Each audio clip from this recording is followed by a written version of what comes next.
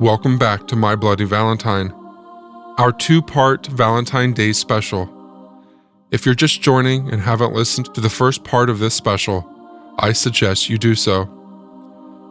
I have 7 more podcaster friends who will be joining me for crime stories of love gone wrong in this episode. But first, are you curious who this mysterious Saint Valentine is? Well, it's really a mystery. We know that the Catholic Church recognizes at least 3 different saints by that name. One legend goes that Valentine was a priest that served during the 3rd century in Rome. One of the Roman emperors decided to outlaw marriage for young men because they made better soldiers. A priest named Valentine defied the emperor and continued to perform marriages for young lovers in secret. Later, the emperor found out, and Valentine was put to death. But others will say it came from Valentine of Terni, a bishop who was also beheaded by the same Roman emperor. Both Valentines became saints after their deaths. Whichever may be the case, Valentine's Day is a day of love, until that love goes wrong. Which brings us to our next story, from my friends Raven and Mandy from Sirens.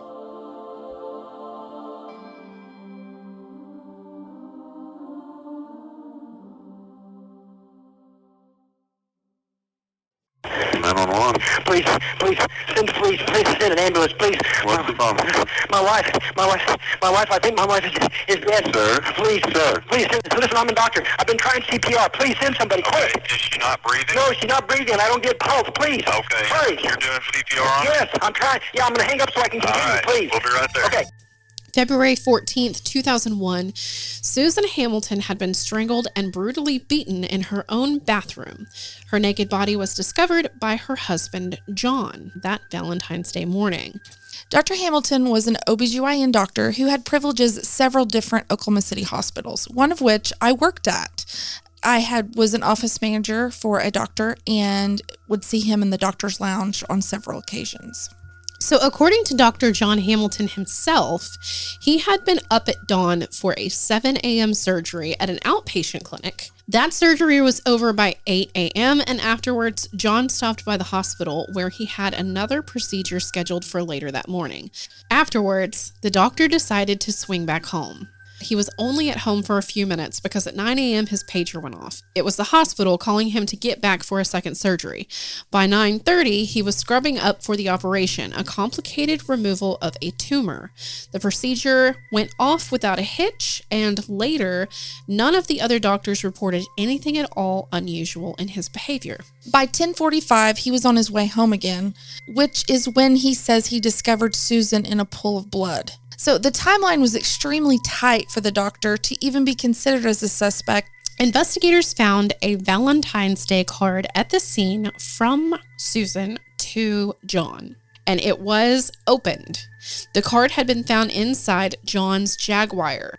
Susan's message inside said, quote, "Obviously, I bought this before last Monday, so I guess maybe they don't seem as appropriate now, but I do love you. Have a good day, Susan." Susan's friend Susan Johnston, who lived next door, said Susan had noticed that John was getting a lot of cell calls. Susan demanded to see John's cell phone bill.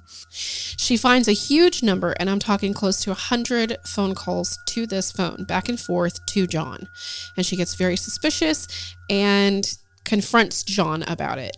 John had an explanation for his wife that the patient had been having some serious psychological problems and had even threatened suicide. John, the good doctor, was simply trying to counsel her, and while he may have stepped over his boundaries professionally, he said he never had an affair with her. Alina Aguirre, a topless dancer for 8 years, testified she had performed table dances at 2 of the clubs in Oklahoma City for the doctor. She said that he overpaid her for dances that only cost $20 each. The dancer, also known as Nina, had first went to Dr. Hamilton in the early 90s when she saw him at his office for an abortion. She said he would give her samples of medication she needed for depression when she didn't have any money to buy any of the prescription drugs herself. Nina said that he was calling her like 10 or more times a day.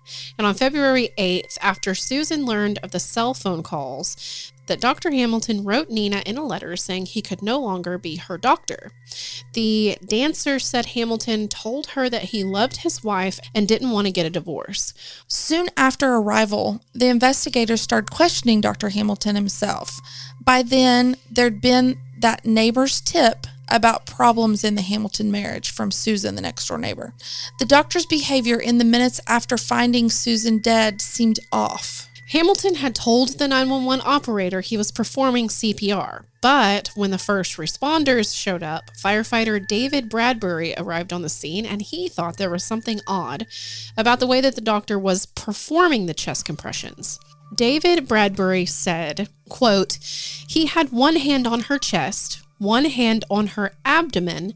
The way that we are taught to do CPR, we interlock our hands. The palm goes on the center of the chest, on the sternum, something in which Dr. Hamilton should have been well versed in." Dr. Hamilton had said, "I talked to the surgery nurse and she said the surgery before yours started 30 minutes late. I still had 15 or 20 minutes leeway in there, but because it was Valentine's Day, I wanted to give Susan her first Valentine's Day card. Start her day off right before she got busy with her meeting.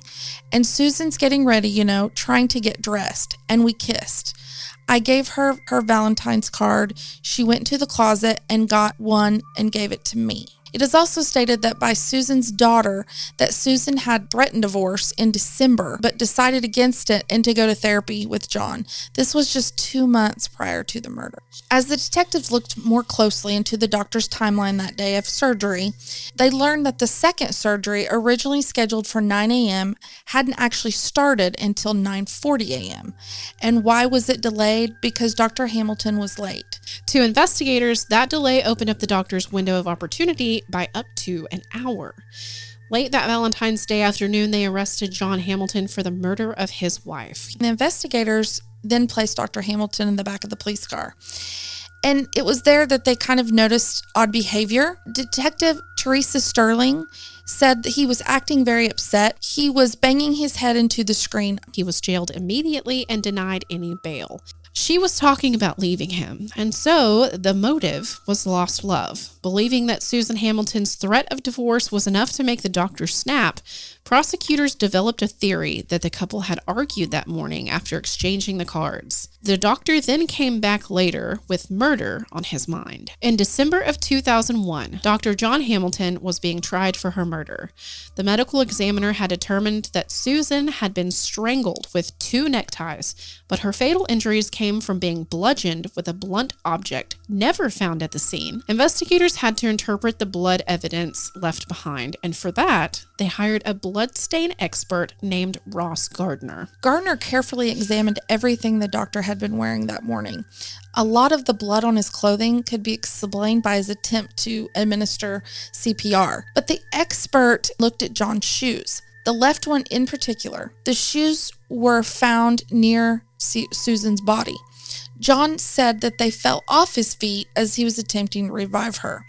The expert, though, Gardner, was certain that whoever was wearing that left shoe that day was present when Susan was being bludgeoned also. But the most damning blood evidence of all may have been found in the doctor's car, on the steering wheel and the driver's side seat and door sill. Crime scene investigators recovered strands of Susan's hair and pieces of her flesh. Tom Bevel, the blood spatter expert hired by Dr. John Hamilton, as the last witness in the trial, he refuted a lot of the prosecution's findings and bolstered his client's case. The prosecutor tossed out an open-ended question.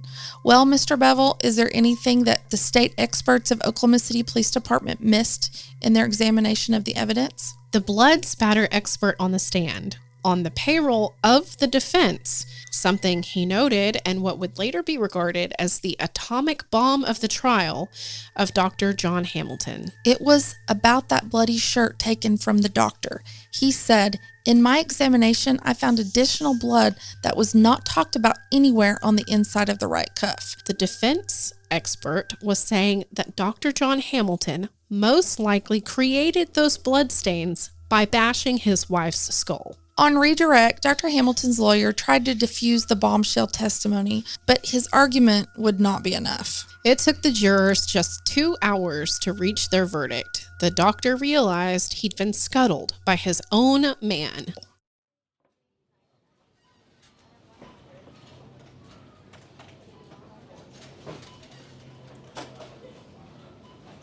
A great way to spend Valentine's Day is to go shopping together. It can be fun and therapeutic, and you can, of course, buy each other gifts to show each other how much you appreciate them, if that's their love language, of course. We are meeting my next friend here, Robin, from The Trail Went Cold.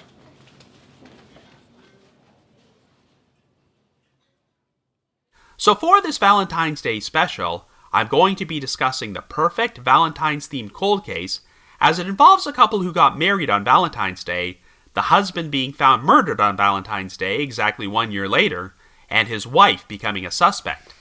And there are just so many crazy elements to this story. The victim in question was 26-year-old William Edward Trimbach, who went by the name Billy, and he was originally born in Morgan County, Colorado, before he moved to Carlin, Nevada during his childhood. Billy had 2 children with his first wife before their marriage ended in divorce, but on February the 14th, 1992, he got remarried to 37-year-old Cindy Trimbach, who had 4 children of her own from a previous marriage. The couple then moved to Billy's home state of Colorado, where he started his own automotive and diesel repair business in the unincorporated community of Stoneham. However, Cindy would soon receive some life-changing news when she learned she had contracted the HIV virus, which developed into AIDS, so doctors gave her about 2 years to live. Since Cindy's ex-husband, Bob Osmundson, also contracted AIDS, she suspected that she originally got it from him. To further complicate matters, Cindy was also pregnant with Billy's child during this time period. She would give birth to a daughter named Allison, who turned out to be perfectly healthy and did not have the AIDS virus. Most of the money Billy made from his business went towards Cindy's medical care, and they would even travel to Mexico to seek out experimental treatments for her disease.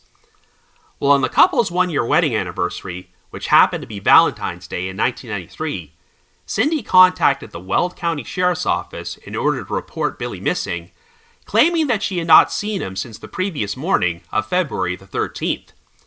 Cindy's 9-year-old son, James Osmundson, told police that he saw Billy leaving their house that morning with an unidentified man driving a white sports car, and he believed that Billy was planning to help the man repair something. Well, on the same day he was reported missing, Billy's body was discovered in neighboring Morgan County in a snowbank on the north side of the Interstate 76 frontage road near the small town of Wiggins. He had been shot at close range in the head, abdomen, and arm. The location was about 45 miles away from Stoneham, and it was suspected that Billy was shot elsewhere before his body was dumped by the road. In an odd coincidence, on the night before Billy's body was found, the Morgan County Sheriff had actually driven by that exact spot and recalled seeing multiple vehicles parked there. In retrospect, the sheriff believed he may have unknowingly driven past Billy's killers, dumping his body. Investigators started to become suspicious of Cindy when she told them she had also driven by that same spot on the evening of February the 13th while she was searching for Billy. But like I just mentioned, the location was 45 miles from where the Trimbachs lived, and Billy and Cindy did not have any known ties to the area, so why would she have felt the need to drive all the way out there? It almost appeared as if Cindy was trying to fabricate a cover story in case any eyewitnesses saw her in Morgan County that night. Investigators also discovered that a $440,000 insurance policy had been taken out on Billy's life shortly before his death, and it appeared that his name had been forged on the application. They decided to perform a search of Cindy's Chevy Suburban and found some small amounts of dried blood on the back seat, which were consistent with Billy's blood. There were also some items in the vehicle which seemed to match items which had been discovered near the spot where Billy's body was dumped. While the murder weapon was never found, a 9mm handgun Billy owned was missing from his home, and his gunshot wounds were consistent with a 9mm. Due to the cloud of suspicion surrounding her, Cindy decided to take her kids and leave Colorado almost immediately after Billy's funeral, and they relocated to Cindy's original hometown of Butte, Montana. But then the case would go in a truly tragic and unexpected direction. On April the 12th, 1994, the Butte-based newspaper, the Montana Standard, published an extensive article about Cindy's struggles with AIDS and her being a suspect in Billy's murder. It was common knowledge throughout the community that Cindy and her first husband, Bob, were both dying of AIDS, and their son, James, who was 10 years old at this point, was frequently teased and bullied by the other kids about this while attending Margaret Leary Elementary School.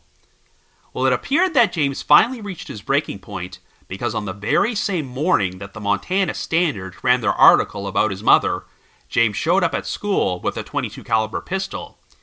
James then proceeded to pull out the gun on the playground, challenge one of his tormentors to a fight, and then fired off 3 shots.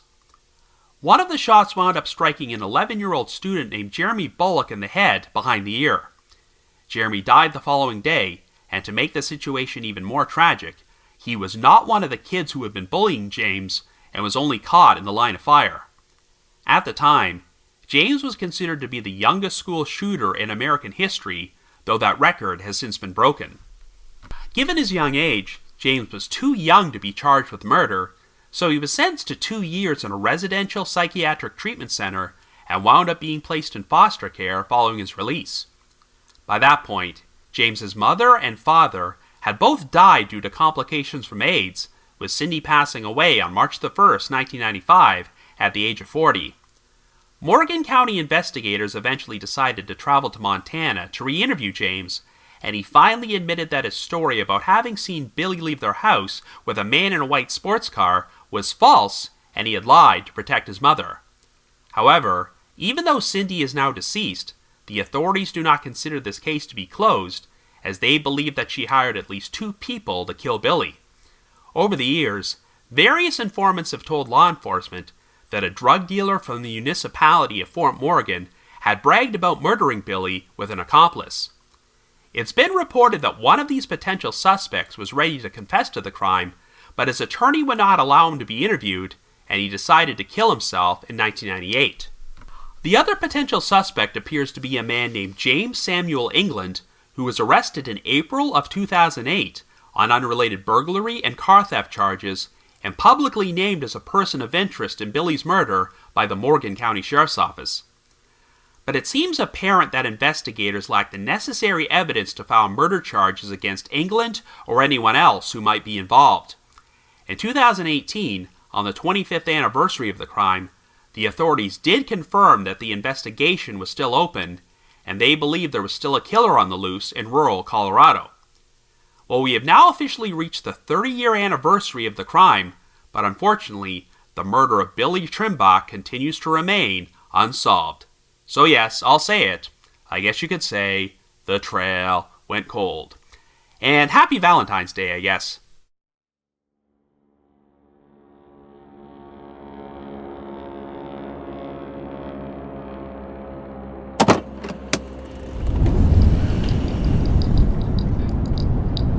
Skydiving with your Valentine is fun if you're into thrills and adventure. You can both take the jump together to feel alive and energized for the rest of the year. Up next is Method and Madness with my friend Dawn.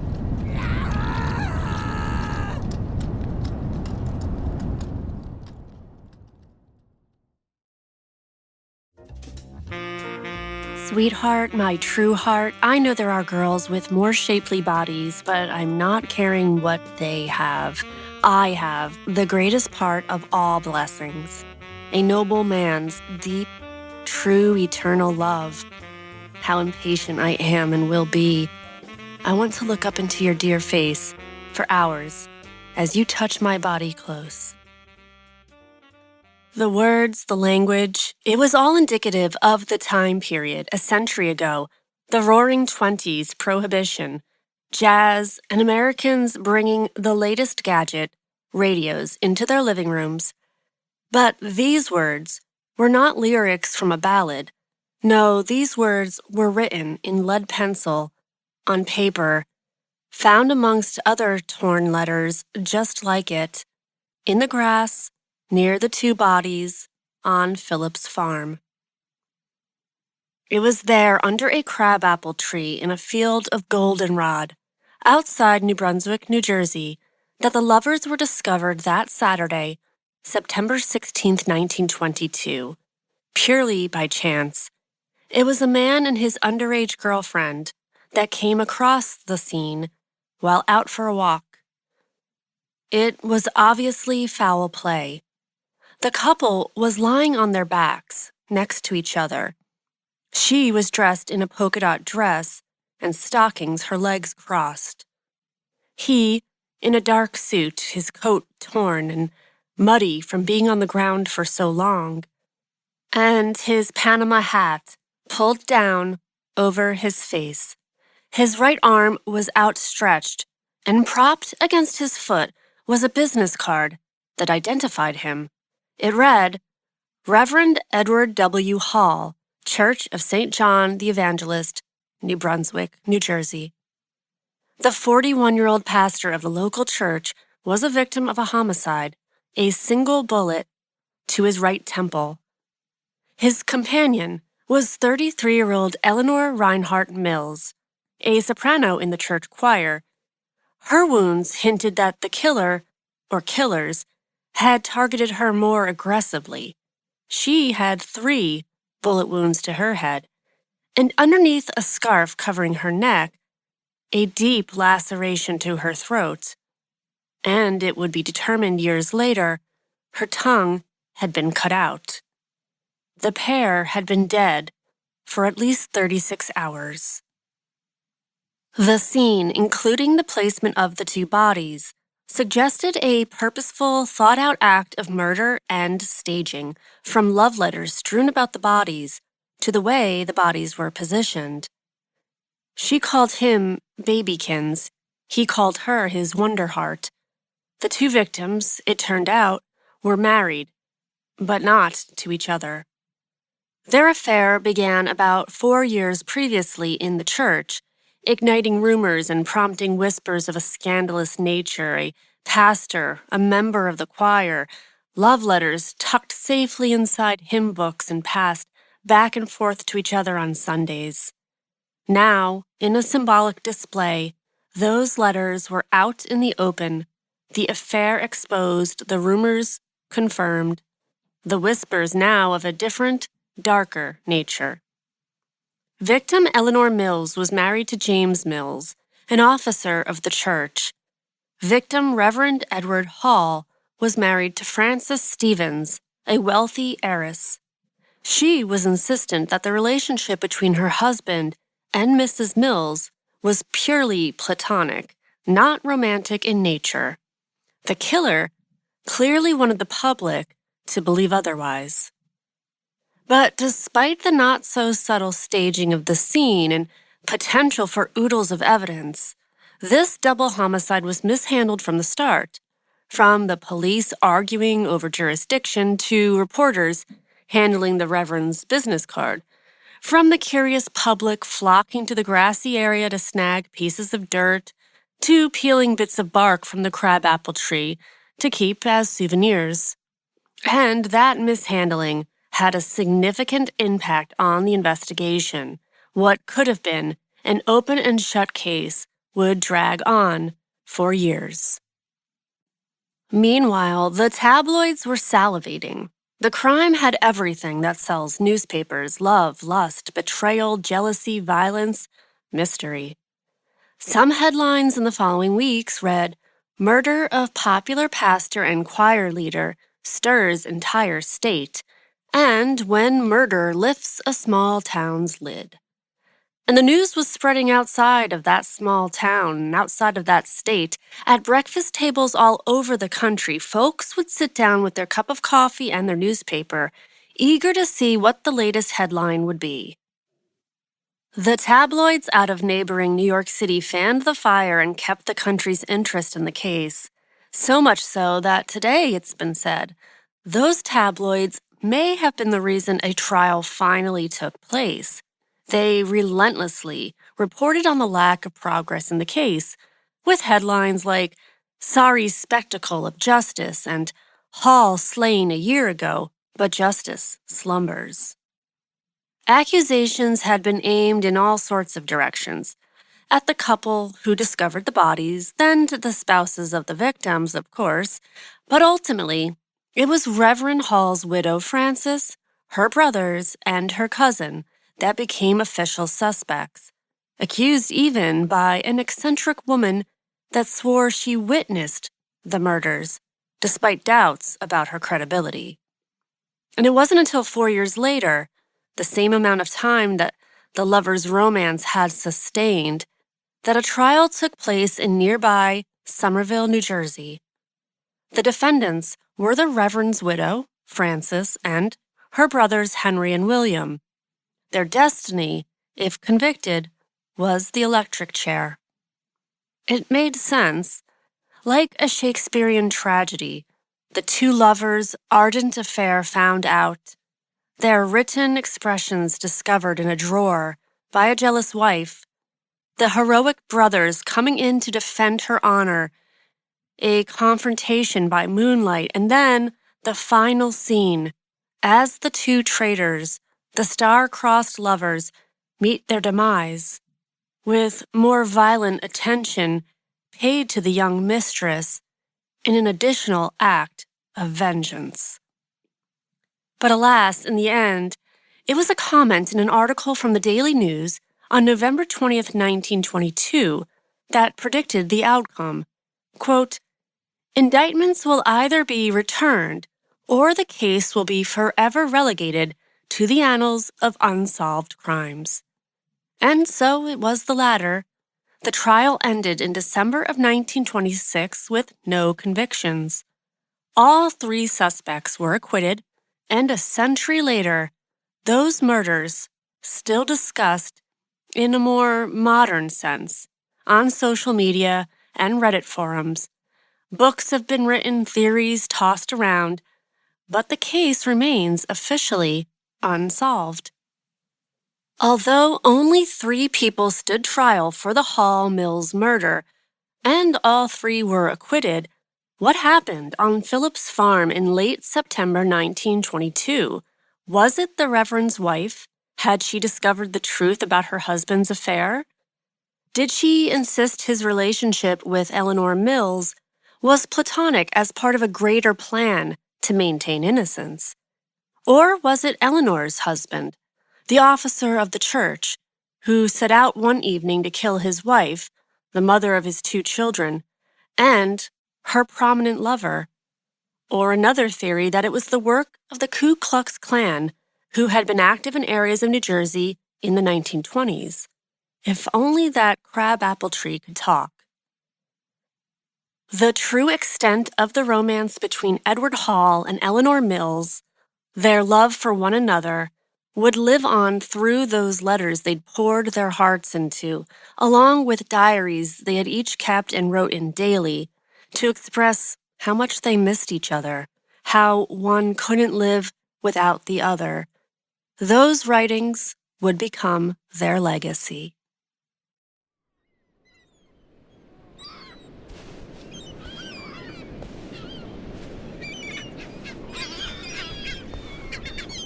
Walking on a beach is a delightful way to enjoy a nice evening together. I brought a picnic for us to enjoy after a long walk. Meeting us here is my friend Lanie from True Crime Cases with Lanie.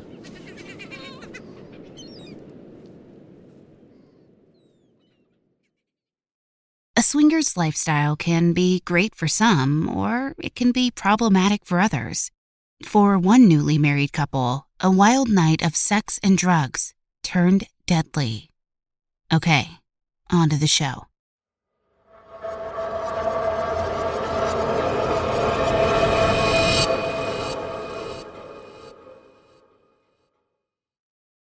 In March 2013, Actora Bankhead was released from the Indiana Department of Corrections. He had been convicted on February 13, 1997, of carjacking. Actora met Diane Lynn Smith shortly after leaving the Department of Corrections.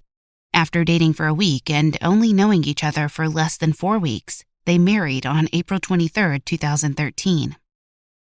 The couple moved into Diane's house on Dr. Martin Luther King Jr. Street in Indianapolis. According to Actora himself, he found a job just a few days after being released from prison and was set on following the straight and narrow path. Actora also believed Diane was the love of his life and a godsend. On June 15, 2013, 2 bodies were found in a vacant lot in the 1100 block of Miley Avenue in Indianapolis, Indiana. An attempt had been made to burn the bodies. The 2 were identified as 27-year-old Michael Haidt and 34-year-old Crystal Lucas. Actora Bankhead was soon arrested for the 2 murders, as it was Diane who had called the police to report the bodies and how they had gotten there. In the early morning hours of June 7, 2013, Diane had come home from work. Diane and Actora were in bed when Actora received a phone call from Michael. He got up and went downstairs to talk to Michael. Now, not long after, Michael came over to their house, parking his car on Indianapolis Avenue near their house. Diane stayed upstairs while Actora and Michael sat downstairs, drinking and talking. Sometime later, Diane heard a female's voice join in, and she heard Michael tell Actora he had just met this woman, Crystal, at the liquor store. Diane went to sleep, but just after she drifted off, Actora came to the bedroom and woke her up, asking her to drive the trio somewhere to get some crack. Diane said no initially, but Actora kept on pestering her until she finally agreed. Diane drove them to an apartment at 38th Street and Boulevard Place, where Michael got out and went inside. He was in there for about 10 minutes before returning to the van. Once they returned to the house, Diane again went upstairs and went to sleep. Yet again, Actora came in and woke her up, saying he was high and he wanted all 4 of them to have sex. Diane said she didn't roll like that and refused. But once again, Actora pestered her until she relented. Michael and Crystal joined them in the bedroom and they swapped partners. Crystal became upset when she realized Michael had sex with Diane without protection. Crystal knew Michael was HIV positive and related this information to Diane. Diane became angry, and so did Actora, saying this was like a death sentence for Diane. Actora lured Michael into the basement where he attacked him with a stun gun. Once he had Michael subdued, he hogtied him and popped his neck. Worried about Crystal going to the police and believing Diane to be jealous of her, he decided to kill her too. As with Michael, he lured Crystal downstairs and subdued her, then popped her neck too. Although it sounds as if he had broken their necks with his bare hands, the coroner reported that they had died from asphyxiation. Crystal's hyoid bone was fractured, and Michael had a fracture to his thyroid cartilage. The next afternoon, Diane went to work, not knowing what had transpired in her basement. She returned home in the early morning hours of Saturday when Actora told her that Michael and Crystal were gone. When she asked for clarification, Actora made a hand gesture across his neck. He admitted to killing them and then took Diane into the basement to show her their bodies. Diane saw the 2 naked and hogtied, lying on top of each other. Actora told her she would have to help dispose of the bodies or she would wind up like them. Diane went to work on Saturday afternoon, and when she returned home early Sunday morning, they began disposing of the bodies. The 2 loaded the bodies into Diane's minivan, then Diane drove, following Actora's directions. He instructed her to drive to a vacant lot on Miley Avenue, and they placed the bodies in some trees at the edge of the lot. While Actora removed the plastic, Diane returned to the van. He put the plastic in trash bags, then poured gasoline on the bodies and lit them. Diane later told police that it was raining and the bodies would not stay lit. After they left, Actora had Diane drive to an apartment complex where he threw the trash bags in the dumpster. After returning home, the couple removed valuables from Michael's car, including the stereo. Diane then drove it to another apartment complex before they returned home and went to bed. Over the next week, Actora kept a close eye on her and would not let her leave his side. During the same time, a friend of Michael's who knew he was at the Bankhead's house began distributing missing persons flyers in Diane's neighborhood. Michael had called this friend and said he was visiting with Actora, and then the friend saw Michael's car on Indianapolis Avenue before Diane moved it. On Friday, June 14th, 1 week after the murders, Actora finally left Diane alone for a time. She called the Indianapolis police and changed the locks. Diane spoke to Detective Harry Dunn and told him about the murders and where to find the bodies. When Detective Dunn sent an officer to the lot on Miley Avenue, the bodies were located in a severe state of decomposition and infested with maggots. In addition to the 2 murder charges, Actora was charged with intimidating Diane. While in jail awaiting trial, Actora met Jeremy Bullock. Jeremy was in jail awaiting trial on 2 burglary cases. Jeremy had previously been in prison for a murder he committed when he was 17. While in prison for his murder charge, Jeremy had been attacked several times for being a snitch. When Actora went on trial, Jeremy testified that Actora had confessed to him in jail. Actora's attorney wanted to introduce evidence that Jeremy's sentence had been reduced due to his testimony in the David Cam case, but the state objected to this. In a concession, however, the court did say the defense attorneys could question Jeremy about testifying in a different murder trial because his motive in trying to bargain for himself was relevant.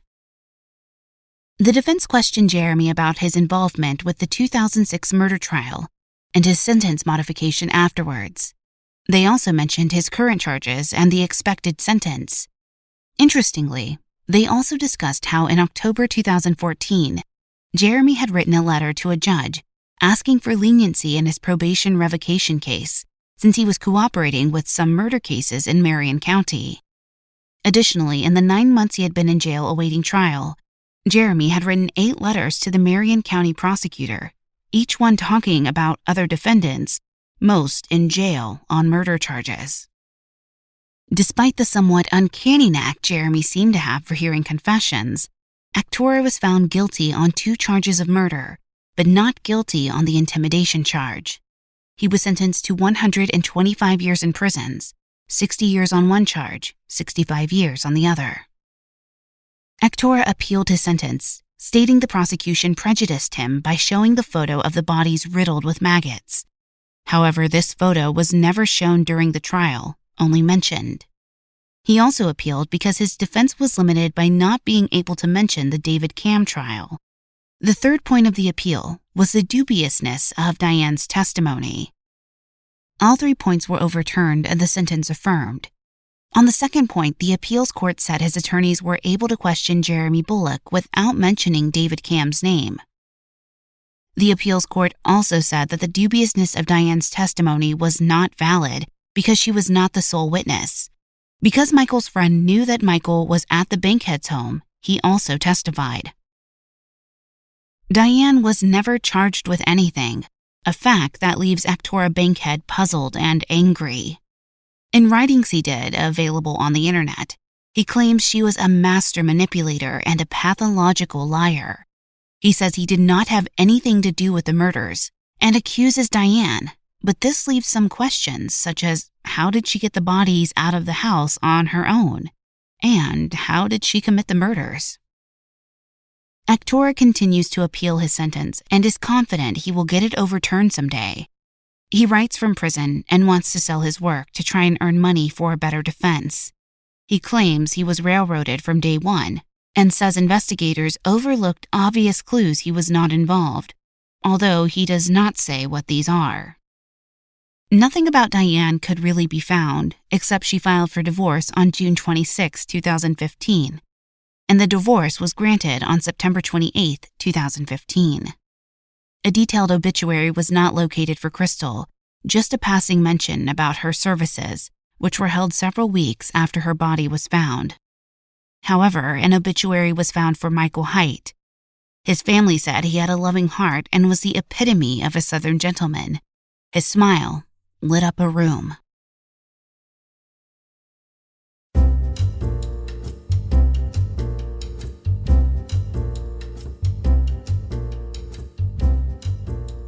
Finding places where live music is playing and just relaxing is another popular date night. The trick is to make sure you know what kind of music your partner enjoys and match their taste well. Otherwise, you may just be annoying them with music they hate for the entire evening. Up next is my friend Charlie from Crimelines.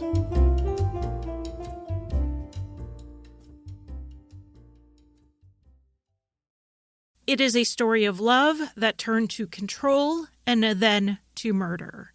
It started innocently enough with Daphne Wright logging into a chat room in the late 1990s looking for love. Having been born deaf, the internet introduced Daphne to a larger group of people to communicate with. She met a woman named Jackie from Sioux Falls, South Dakota, and she moved from Maryland to South Dakota to start her new life. This relationship didn't last, but the two remained friends and roommates. In August of 2002, Daphne met the love of her life, Sally Collins.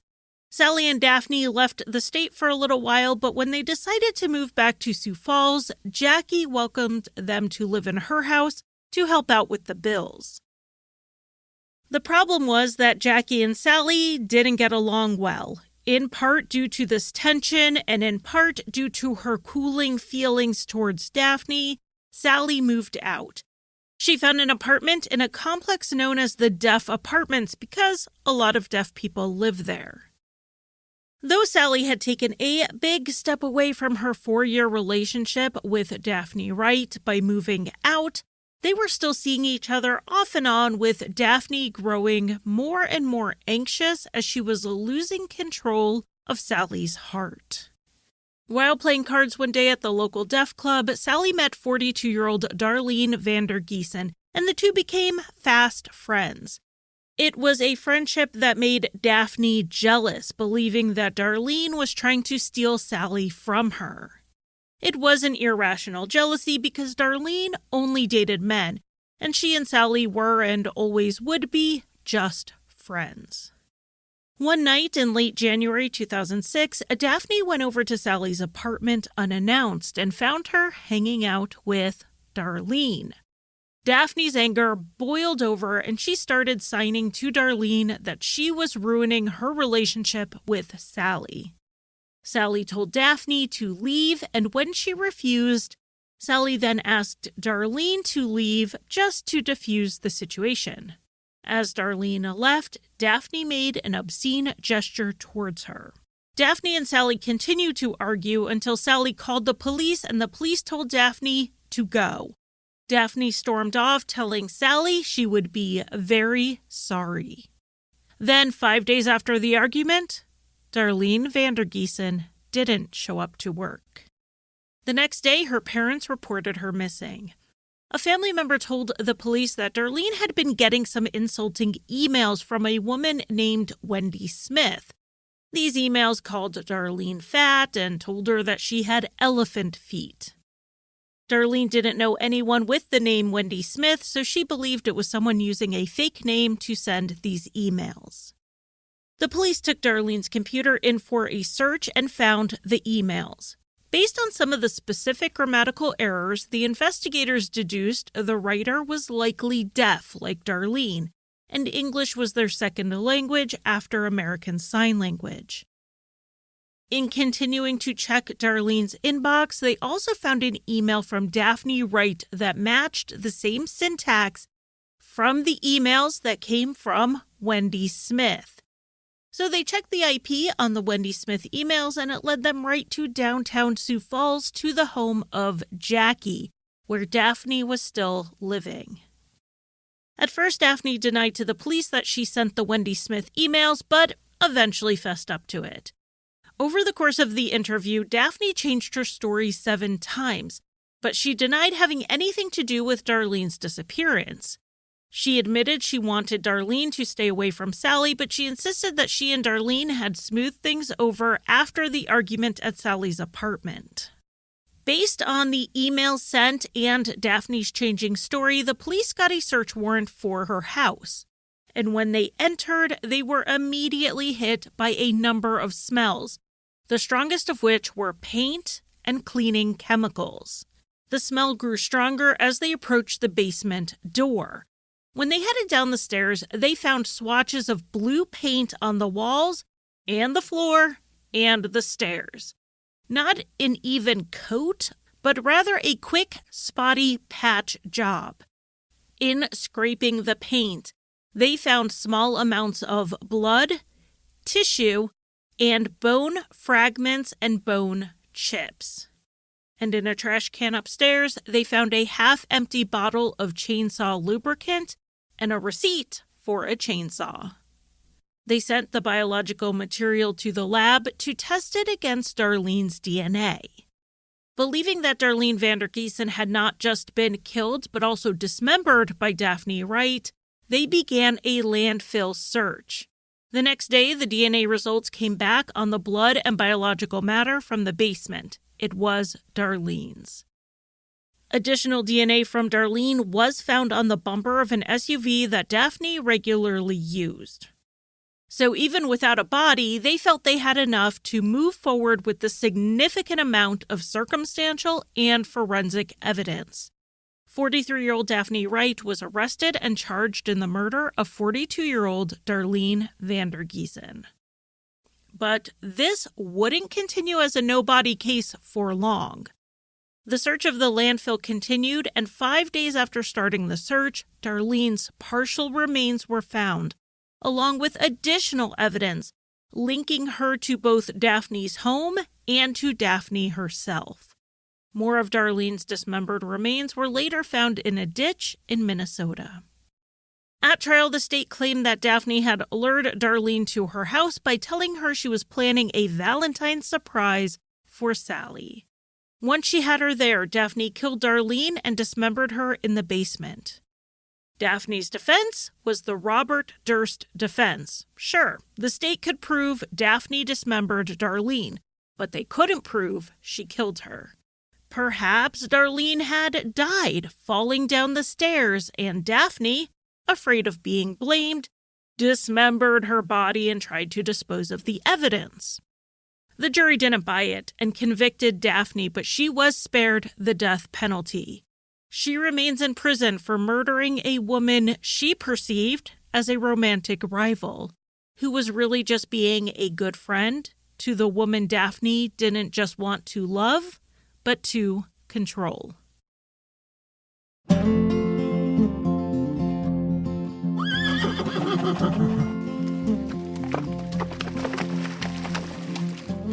Riding horses is a fun date. Horses are majestic, and riding them is fun, especially on trails you've never been on before. If you aren't comfortable with riding horses, carriage rides are always the next best thing. Up next is Love Murder with my friends Jesse and Andy.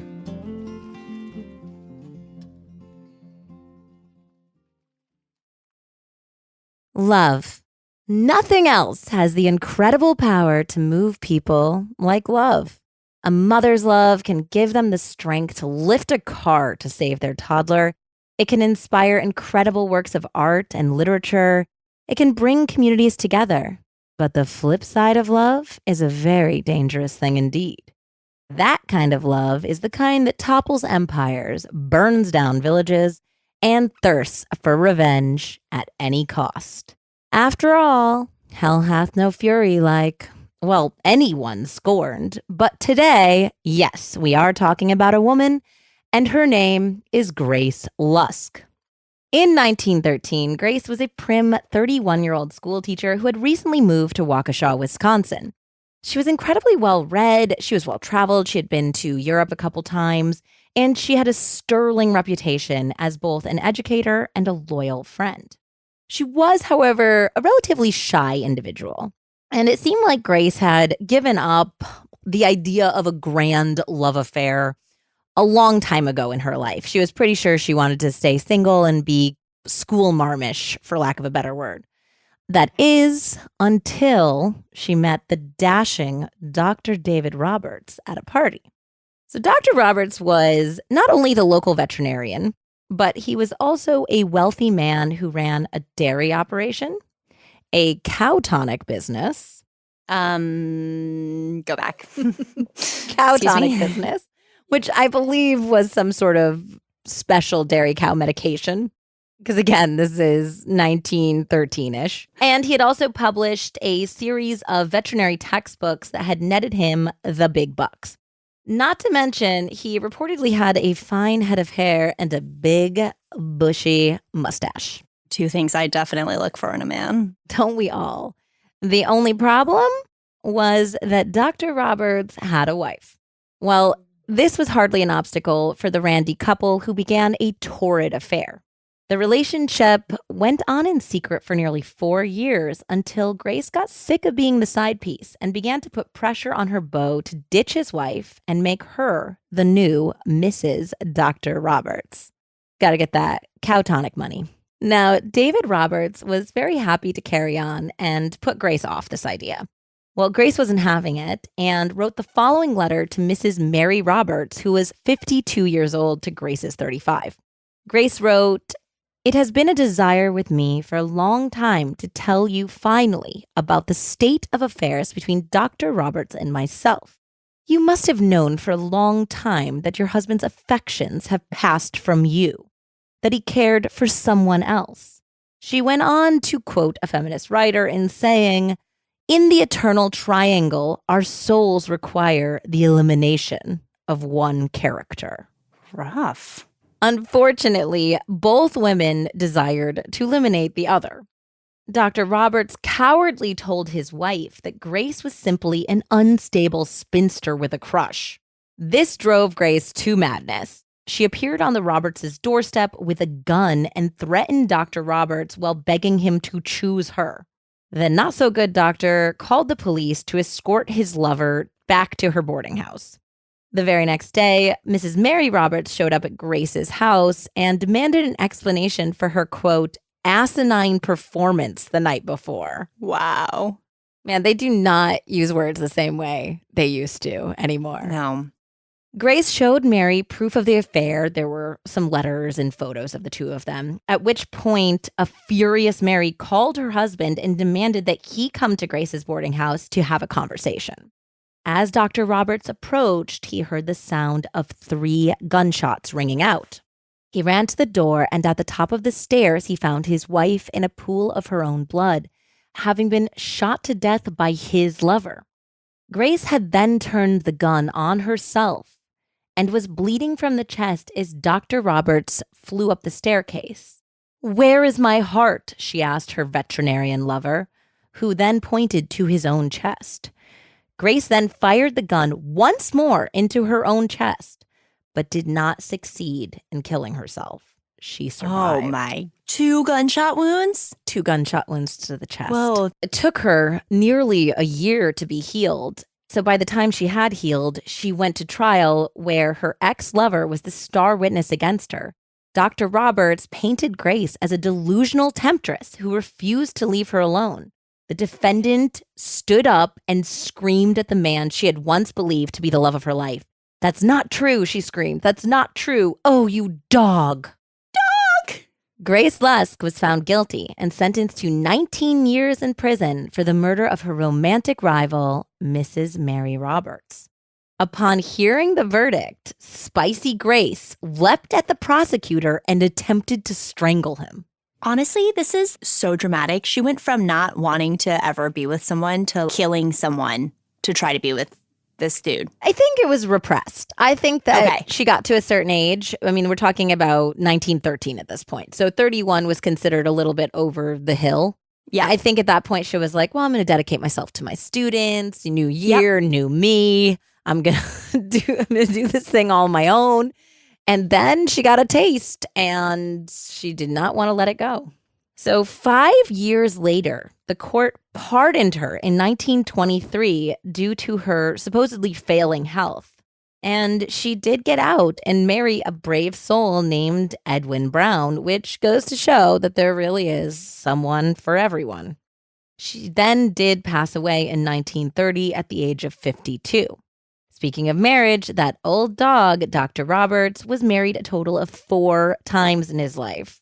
In December of 1948, he married his 4th wife at the age of 83. Stop it. Was Mary number 1? I am not entirely sure, to be honest. Okay. His new wife, Andy, was 33 years old. She was 50 years younger than him. The old codger boasted to the AP, "More than 50 women have told me that they loved me, but now I'll have to tell all the rest. Goodbye, girls. I'm through." Okay, mister. So that is the tragic tale of schoolmarm Grace Lusk, who killed her romantic rival, Mrs. Mary Roberts. Wow, that was a real incredible, short little Valentine's Day taste. Well, thanks so much for listening. It got real love murdery up in here. And thanks to all of you guys for giving us a shot.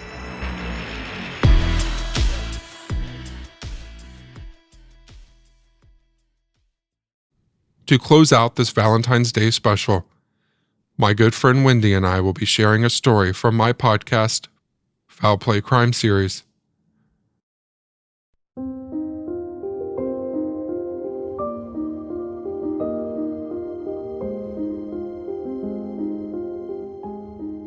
Everything will be wonderful someday. These words were tattooed on an arm that was found sticking out of a garbage bag that had been dumped in a ditch, along with a number of other body parts in Clay County, Nebraska. It was December the 4th, 2017, and the police knew immediately that they had found the remains of Sydney Loof, who had been missing since November the 15th that year. So what had happened to Sydney that day, and how had she ended up here?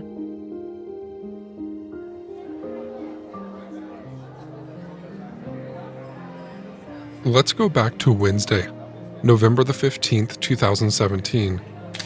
Sydney was excited.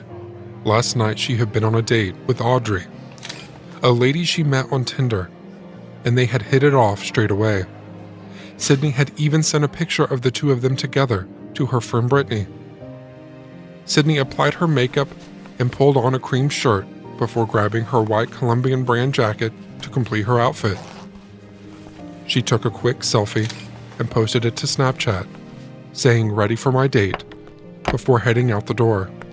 Her mother, Susan, saw the message later in the evening and was excited for her daughter, sending her a quick text saying, "How come you didn't tell me you had a date?" She was glad that Sydney was getting out and meeting people, and deep down hoped that this could be the start of happier times for her daughter, who had been suffering from depression. The next morning, Sydney failed to turn up for her shift at the local home improvement store that she worked in. Her colleagues were concerned and went to her apartment, where they found her car outside but nobody home. They contacted her mother, Susan, who lived 150 miles away. Susan was shocked to receive the call, but also had a gut feeling that something was wrong. Sydney hadn't replied to her message last night and hadn't called her today. They were very close and spoke most days, so she had already started to worry a little. Susan filed a missing persons report. Sheriff Alan J. Moore, the sheriff of Saline County, Nebraska, affidavit in court stated, Quote, "On November 16th, 2017, the Lincoln Police Department received a report of a missing person. The missing person was identified as Sydney Loof, a 24-year-old female, date of birth August 21st, 1993, who had been residing in Northeast Lincoln. According to a coworker, Sydney was last seen leaving her job at Menards, located at 3500 North 27th in Lincoln, Lancaster County, Nebraska, on the evening of November 15th, 2017. Sydney failed to show up for her shift on the morning of November 16th, 2017. Sydney was reported missing by her mother, Susan Loof, who lives in Neely, Nebraska, at approximately 5 p.m. on November 16th, 2017. End quote. The search for Sydney began. Missing persons posters were issued, showing 3 pictures of Sydney, including the selfie taken just before she went out on her date. She was described as 5 foot 7 inches tall, 135 pounds, with blonde hair and blue eyes. Her family took to social media, begging people to come forward if they knew anything. 12 days after Sydney's disappearance, Lincoln police asked for the public's assistance. They were trying to locate 2 persons of interest: Bailey Boswell, aged 23, and Aubrey Trail, aged 51. No further information was provided. No connection to Sydney was specified. They just stated that it was part of an ongoing investigation. And then the following day, on November the 29th, Lincoln Police Department posted a picture of Sydney on their Facebook page with the words, quote, "The investigation into the disappearance of Sydney Loof continues as investigators search various areas in Saline and Gage counties. Searches are being conducted in multiple agencies, including the Gage County Sheriff's Office, Saline County Sheriff's Office, United States Marshal's Service, Nebraska State Patrol, Lincoln Police Department, and the FBI. Investigators are searching for any evidence that may help locate Sydney. If you see law enforcement officers searching, we ask that you avoid the area to avoid disruptions to the search. Sydney's family and law enforcement are diligently working to locate her and encourage anyone with information on her whereabouts to call LPD at 402-411-6000." End quote. In the comments under this post, there were many praising the police and supporting the family, but hidden between them were 2 posts that stood out. A lady posted, quote, "The suspects posted 2 new videos," end quote, with links to the videos in question on YouTube. These videos were removed very quickly, but I did find another video by Aubrey Trail, dated November the 30th. Trail is a heavy-set man with dark hair and is wearing a black zip-up hoodie. The video is just over 9 minutes long. Here are some snippets. I've been watching a lot of posts and comments today. So far today, from the comments, we have apparently murdered this lady. We have apparently put her into human trafficking and sold her. And not only did we do that, we used the money. We went to the casino that weekend and used the money that we sold her for. Bailey didn't drop her in a friend's house. She dropped her off in her drug dealer's house, Bailey's, according to the comments you guys are making. We've pretty much decided to turn ourselves in and see where this goes. Because now we're seeing on the news, the people of Wilbur are terrified because I guess we're guilty by association, which is fine, because I've never made an excuse for anything I've done in my life. I do what I do. And there is a second video from both Trail and Boswell, again denying all allegations that they were involved, but admitting that Boswell was the person who went out on a date with Sydney that night. The second video is really creepy. They are sat in a car, Boswell in a black hoodie, hood up, and large sunglasses. Trail is off to the side in a black hat. Throughout the 9-minute video, Boswell does not move, just staring straight-faced into the camera. So how did the police find a link to Bailey Boswell and Aubrey Trail? The FBI traced the ping from Sydney's phone to Wilbur, Nebraska, about 40 miles from Sydney's apartment. And more specifically, the ping was from the apartments where Boswell and Trail lived. Both of them had extensive criminal histories, including theft and scams, but nothing violent. When the police turned up to question them, they were nowhere to be found. But their landlady mentioned that their apartment had smelled strongly of bleach. A police warrant was obtained, and as they searched the basement apartment, they found a few unusual items. A dog leash, even though the couple did not own a dog.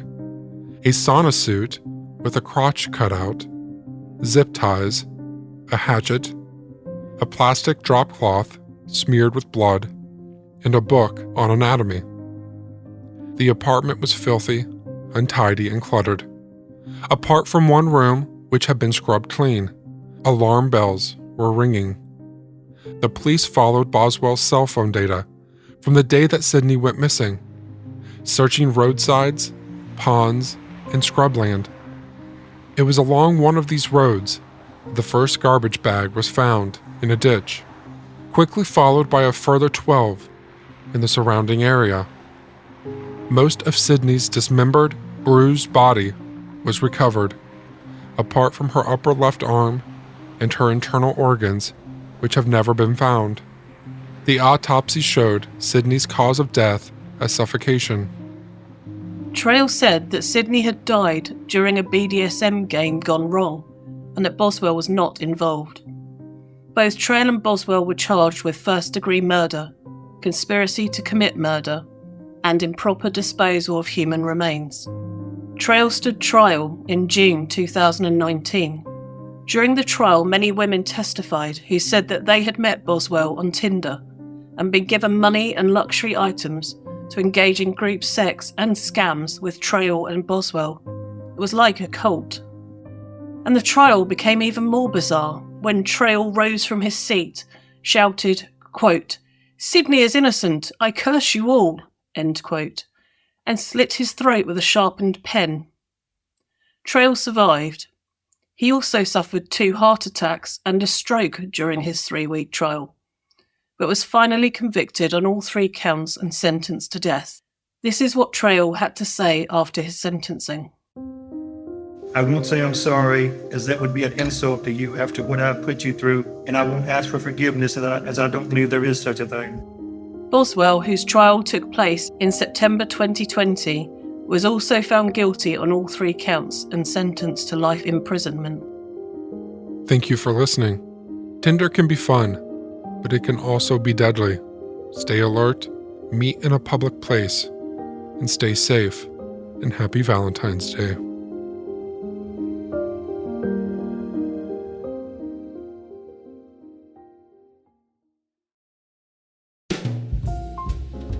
I hope you've enjoyed this special collaboration episode I've put together with my team. And I'd like to thank each of my podcaster friends for joining in with me and sharing their story. Love is desired, love is complicated, and sometimes love is deadly. But when you find it, and when it's true, I'll argue it's worth the journey and risk to find it. Just be cautious and be safe. All of the podcasts you heard from are listed in the show notes. Again, I'm Shane Waters from Foul Play. It's been my pleasure being your Valentine tonight.